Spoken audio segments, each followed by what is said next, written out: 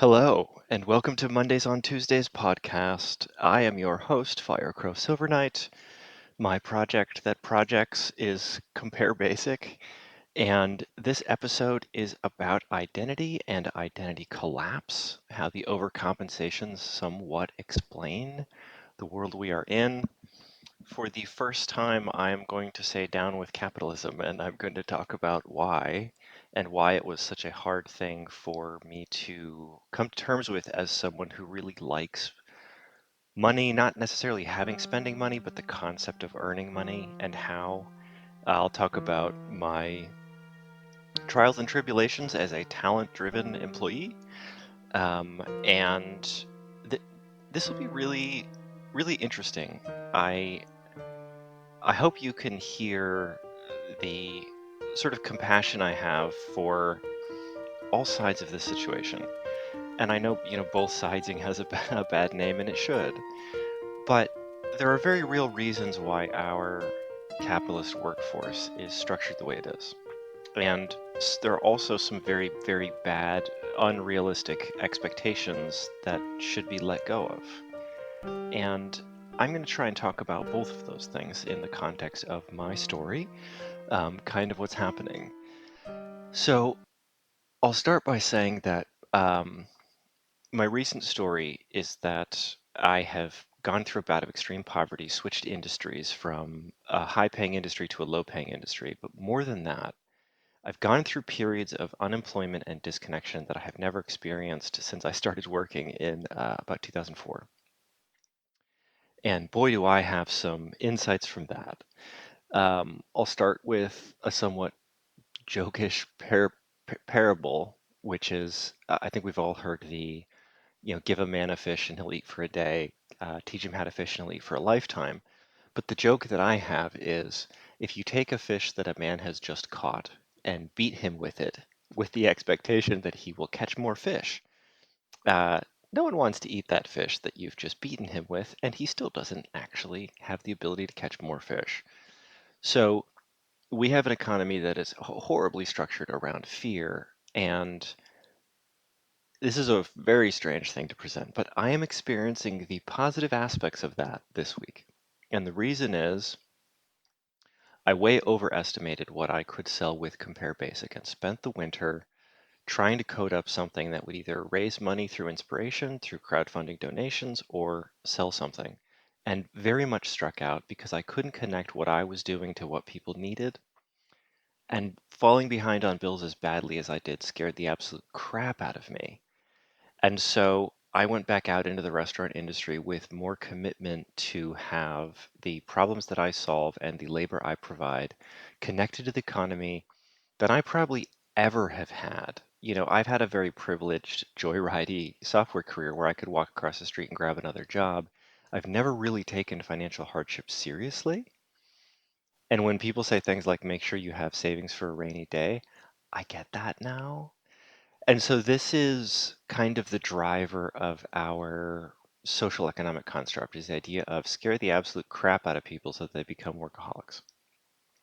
And for me, there is actually a level of responsibility of, spend money carefully, make sure I have the hours I need. And so I will, tilt my hat to the idea that there is some positivity there, but I'm now going to talk about the nasty side of it that I think we all can see. It's the second week of having full-time hours and sitting at home coding all day and then jumping into 25 to 30 hours of restaurant work has not been an easy transition, and I knew that. And yesterday, at the end of my shift, I was so exhausted that I dropped something in the most embarrassing way. I took a plate of food that had been cooked and set it down on the counter where we place the food on top of the bell that people use to ring for customers to see if we're in the booth. And it fell, it knocked over a glass bottle, and I had to clean up the mess. And this is the kind of thing that is the nasty side of the fear-driven economy that we have, is that people end up pushing themselves past limits and do ridiculously stupid things. So positive and negative sides of that. I'm going to talk a lot more about more of these sort of identity concepts when we're back for the break. And here we go with the musical intro from my teenage years.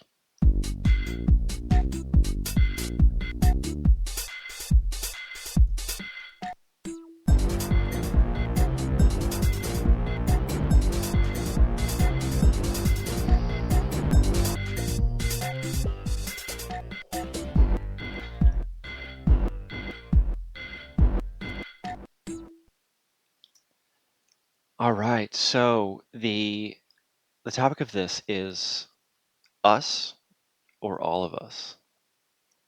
And it's kind of a play on the phrase us or them. And one of the things I would absolutely say about what we're seeing in the economy today is the idea that to certain people with extreme wealth, it definitely seems like democracy or community participation or what is good for the population, the world is kind of a side note. It's kind of like, I got mine, don't care if the world burns. Um, and the reason I'm playing on this us or all of us versus us or them is the idea that that mindset of us or them only works when there is a varied economic ecosystem that you can rape, pillage, and take advantage of. And the analogy I'll use is what if you were a bank robber? What if you were a pretty good bank robber? And then robbing banks became very common. And you started showing up and the vaults were already empty because man, there's just so many bank robbers these days. That's an idea of an occupation that works when there's only a few of you. And so I think what we're seeing now is um, companies engaging in extractive practices where sort of the business community at large is designed to do what I call orange squeezing rather than value building. So it's like they take over a company and they squeeze it for efficiency. And you take some company that already produces a product or service that has a lot of value, and you basically just make it more efficient and extract more value from it, and then move on. And rather than the transformative process of discussions with your staff and your customers and problem solving and how does every dollar the company takes in become two, it's more like, how does every dollar the company takes in stay at one, and the operational expenses of that dollar go from 50 cents to 45 cents to 30 cents, and so profit's higher, but you're still only taking in that $1, right? And this extractive method of business only has value if people are doing the hard work of starting businesses and the hard work of innovation and the hard work of transformation. And if that breaks down, you end up in a situation where this sort of class of elitist MBA, Ivy League university trained, sort of consultant reliant wealth class is quite literally running out of oranges to squeeze. And so, hey, layoffs happen in mass, and everyone's scratching their head saying, why isn't it working? Well, it's not working because the bread and butter of the economy is creation. It's not sales. It's not, it's creation. And if not enough stuff is being created, then there's, this extractive model that can work if it is a fringe group, does not work if it's, the majority of the business world. So I'll talk a bit about what that does, but first I'm going to talk about what kind of person wakes up in the morning and says, I'm not going to make things better. I'm just going to take something that exists and squeeze it. And I talked very, very early on in an episode about the idea of the people who have believed that an honest living is impossible.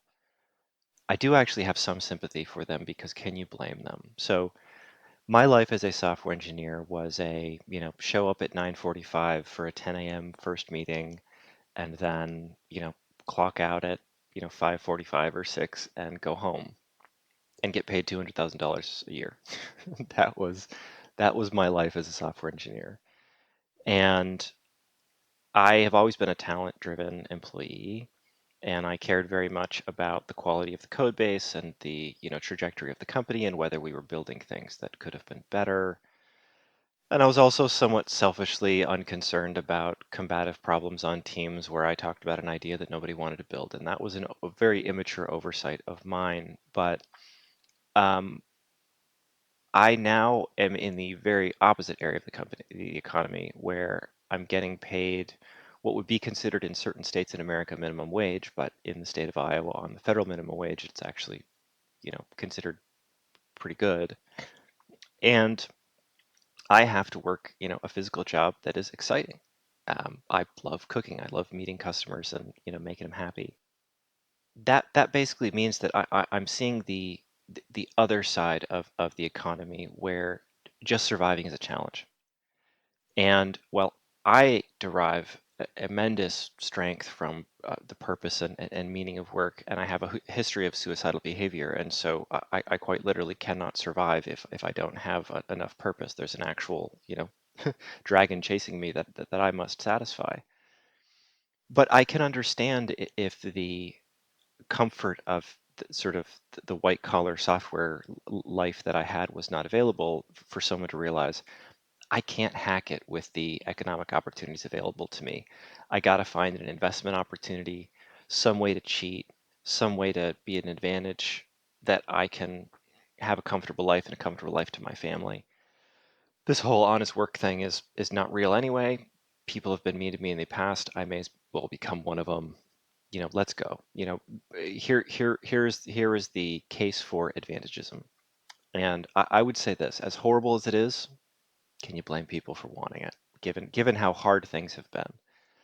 Um, but what I will say here that's really really interesting to me is that the reason it's so hard is because it's been so hard, and if we let it be harder, it'll get harder. Meaning, if fair pay and a real creative economy does not arrive, we can see poverty deepen and the inspiration for advantagism deepen and the endorsement that advantagism is okay in the upper echelons also deepen. So time to reset.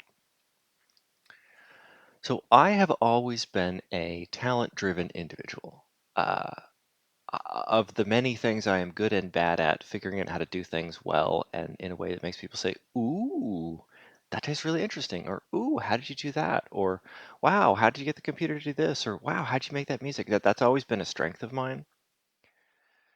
A weakness of mine has been doing or knowing things that are obvious to other people.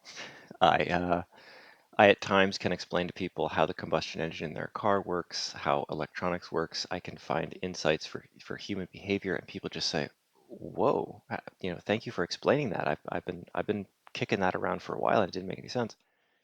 And then the conversation will drift to some celebrity people know about, or some super super normal thing like I don't know how to use an application on their phone that's really simple. Like for a very long time, people were able to do things in Google Maps that I could not figure out. And so I have this sort of idiot genius, thing going on, and it dates back to my remember memory serves. It dates back to when I was the only member of my fifth grade class, I believe, fifth or sixth grade, who could not memorize my times tables, and they just passed me on. They said, "Well, we tried. No matter what we try, he just doesn't get it." And I really didn't get it. And so it was very obvious to me at a certain point that while people praised me for the 3D animations I was making on my computer, the short stories I was writing, there was no praise for my academics. I didn't like school, and so I dropped out. And I never went to college, even though I was accepted to a Emerson College in Boston for largely for my portfolio of interactive stuff. When I never went to school, around 19, I decided, yeah, no, I'm actually not going to do this. I went and got a GED just so I would have some certification. And I have a hilarious story about the time that my GED credentials were actually checked. So I went to New York. I sort of bootstrapped my career by doing administrative temp work, which was kind of like I called it uh, administrative business of Palooza because I was just sent to offices that needed, a crisis worker to fill in the administrative gaps of filing papers and answering phones. And then I got into software, and my GED credentials were checked for the first time when I was hired by Haven Technologies, which was a division of Massachusetts Mutual Life Insurance. They were going to pay me $135,000 a year, and they did for a very long time. There was a generous bonus on top of that. And I had been a software engineer for 8 years. And that was the first time my education credentials were officially checked because their HR department said, "We're just making sure you were honest in your application." And I was like, "Honest about what? I didn't list my education anywhere." They're like, "Yeah, but we just have to verify your credentials." And so I, from a very, very early age, I decided to be talent led. And what that meant when I parachuted out of software is that my Swiss cheesy resume did not get me any pivot or white collar job. And the industry that did get me back to work was restaurants because I could show up and figure out which dishes needed to be soaked and how to structure the sort of stack up of the plates or cooking dishes or prep dishes and get them through the dishwasher. And as long as I could figure out how to manage my posture so my back didn't hurt, and how to get things through the machine and stack them and understand how the line works so I could restock the dishes on the line without bumping into people, even though that did happen a few times early on, um, I was in, right? Restaurants and software are industries where talent can lead in advance of resume experience. And I can say firsthand how challenging it is in a modern day economy to be talent led. If you were to wonder why the efficacy and performance of modern companies seems to be just falling out of the sky, a whole bunch of nonsense, people have a hard time innovating, all that kind of things.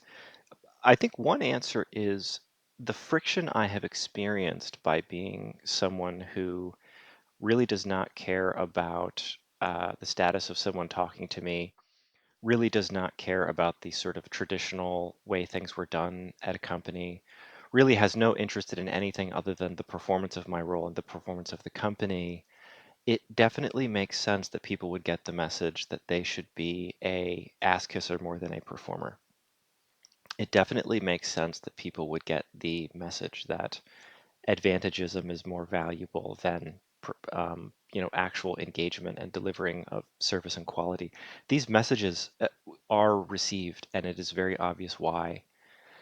And what I would say about the reason I'm finally saying down with capitalism is because for me, being a talent-driven employee, I have always loved the mechanics of how things work, how flavors blend when cooking, how solvents and moisture can loosen the sort of crud on dirty dishes, how everything from combustion and then more recently electronic motors of magnets cause spinning within electric cars, how the basic mechanics of a software language works, and then how the basic mechanics of accounting works. I mean, accounting is fascinating, very different than finance.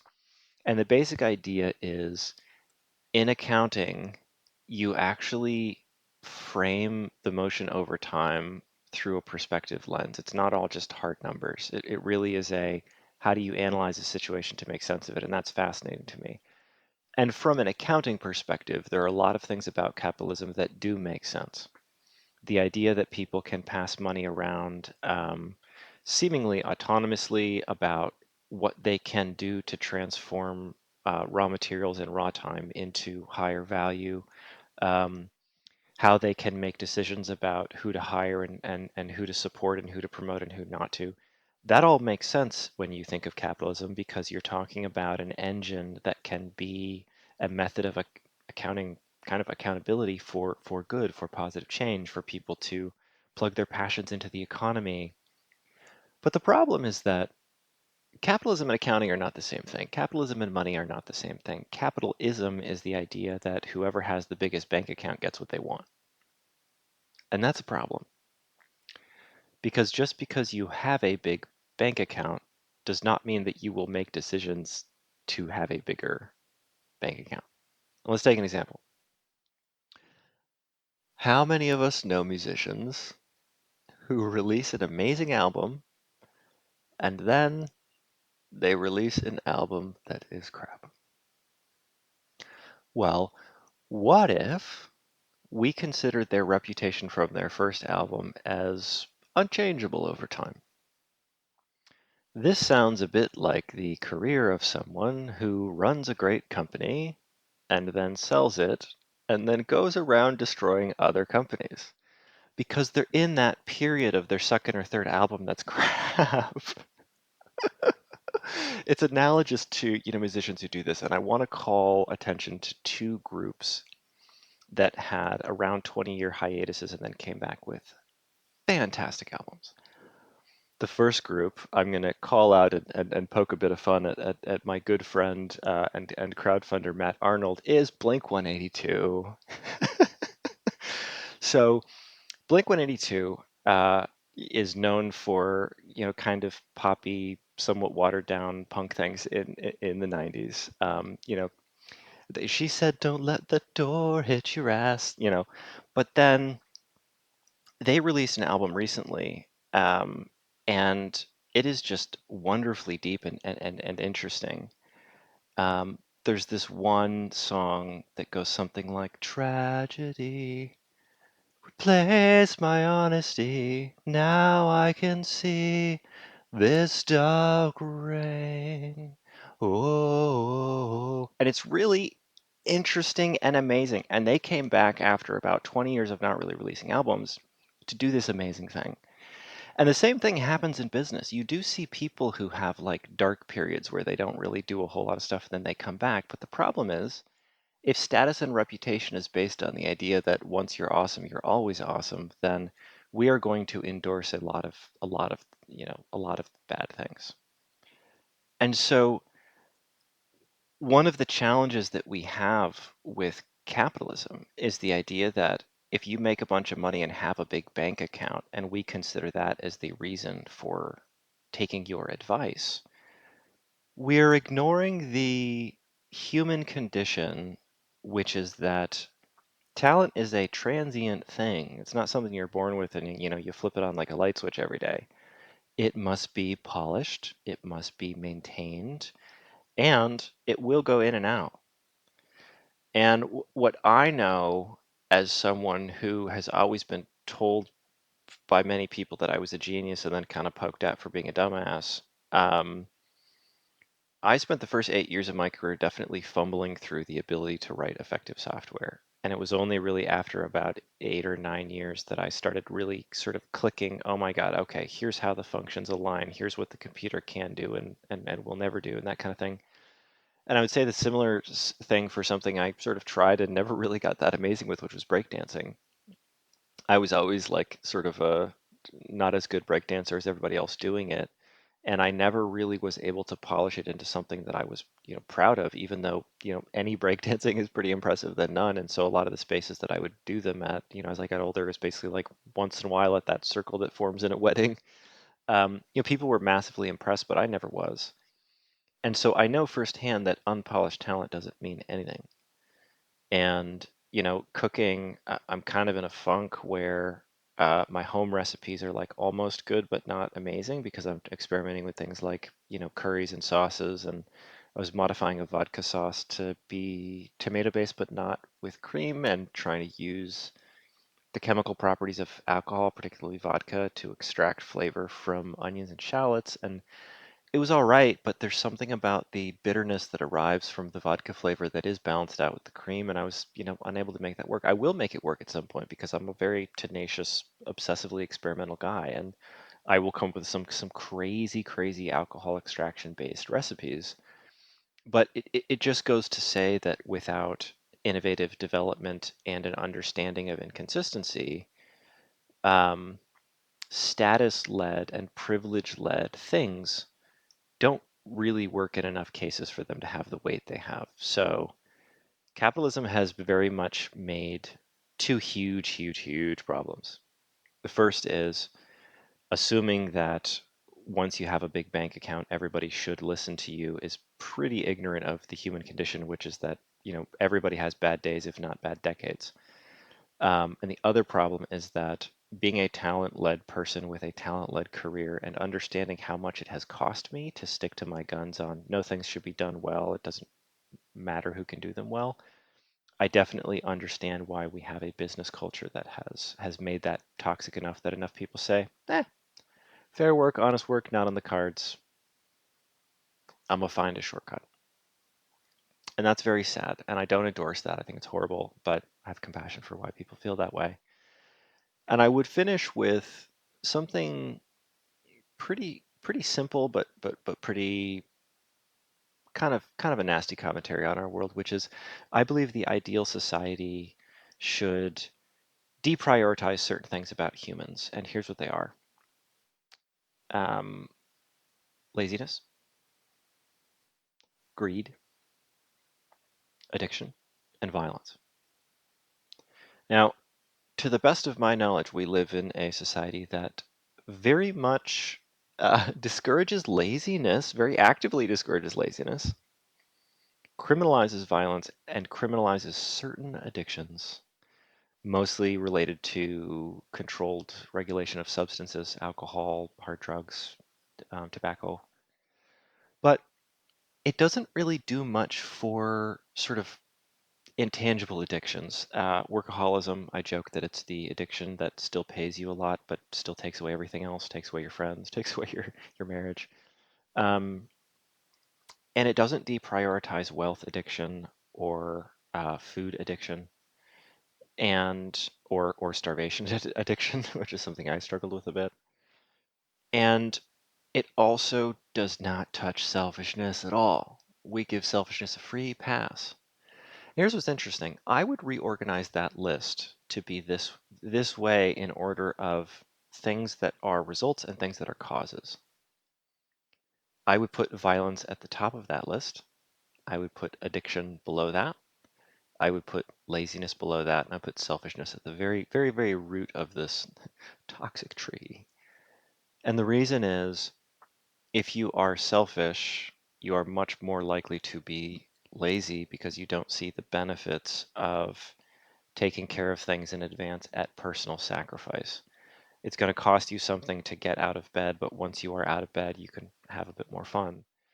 Um, if you are lazy, you are much more likely to fall behind in your energy levels, in your happiness levels, and then engage in massive, indulgence while you try to catch up. And so being lazy and being subject to addiction, I think, have a relationship. And then addiction and violence have a relationship because if you are compulsively addicted to feeding your emotional wealth in a way that you can't intentionally decide to do, those addictions can absolutely lead to violence, and they do. And so I think we have this like societal model that's not touching the root of human behavioral problems, which is selfishness.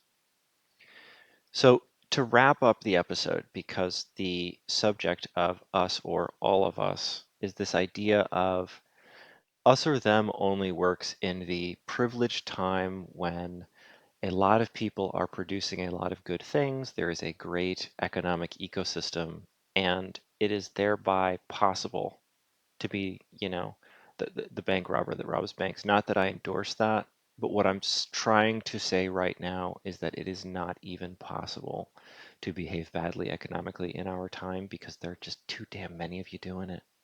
there's it really is a time to like knock it the fuck off and start paying attention to the talent of the companies we have and start rebuilding, companies with new talent.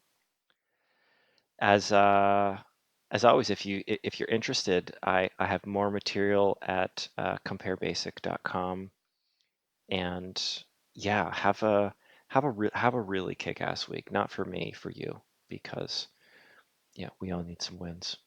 And I'll see you next time.